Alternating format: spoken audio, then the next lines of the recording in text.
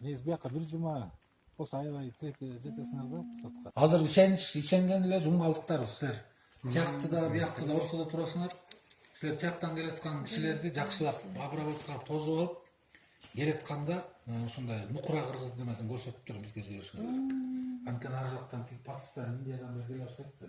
Күндүз Кудай берген күн энергиясын пайдаланып үйлөргө келишет.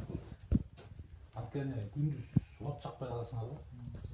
Ушундай тема да. Анан бул жакта айнек болот, могу беттеричи.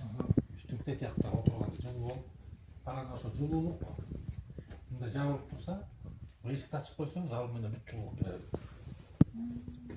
Анан биягыбыз болсо очок. Туристтерге мастер-класс көрсөтүп, кыргыздар келсе коюн бышырып, курдагын бышырып.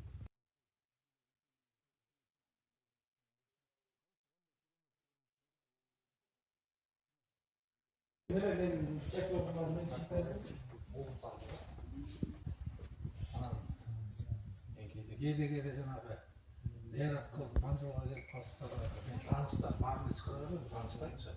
Эки коюн союп алып, бияка күн басында кылып, сүрөсүн кылып алып.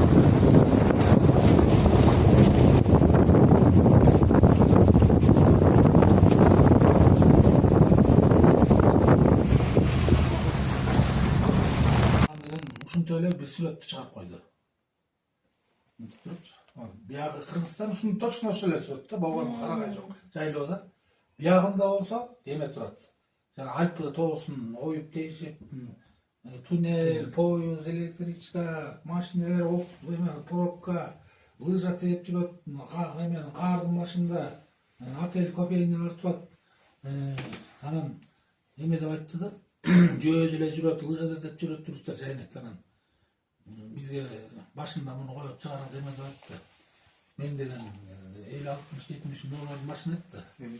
Мен келгеним, учуп келгеним, гонорарым бар ушундай депчи. Анан деген ушу бир күнгө эле ушундай эме өтүп таң калып калдык да, биз сразу дикат этип калдык да. Сразу эле тиктеп карап калдык эле. Бир күндө өткөн жок, 2 саат өтүп койду, 2,5 күн эле. Эде турабыз, Манжылатан Чап деген коктусунда, Кургак Сай деген коктусунда. Биз ошо бала кезде ушул жерде чоңой койбуз. Атам Чөйтөнбай атам ушу жерде скважина чыгарчу да, моторист болуп, анда свет жок. Анан боо семен ак немеде дизельный свет чыгарган мотор турчу. Ушул жерден суу чыга эмес, свет чыгарып, скважина чыган ылдый жагына тиги жерге мончо, ошонун тегерегинин баары өрүкзар болчу. Ал жерде өрүк, карагат, бактарактар, арбуз, коон, помидор, бадыраңдын баары, жашылчанын баары ошол жерде өсүп, эне майдачы эле. Анан ошол жерден чындап ойлосо азыр эстесем, накты органикалык жашоону жашап турбуз да. Каникул убагында ушул жерде бөлөлөрүбүз, туугандарыбыздын балдары болуп, койлорун кошуп келип жаталар. Ушул жерде өзүнчө бир жайкы лагерь болчу да. Энем ушул жерде күндө, күн ысыкта күндө нан жаап казанга, курсагыбызда ток болуп, жалаң таза тамакка чоңоюп турбуз да.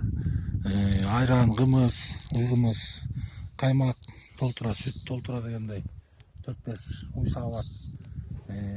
Ушу жердин абасы да жакшы, көркү да тынч да жакшы. Анан ушул жерде азыр ошо бир жылдан бери улум тоок багып атат.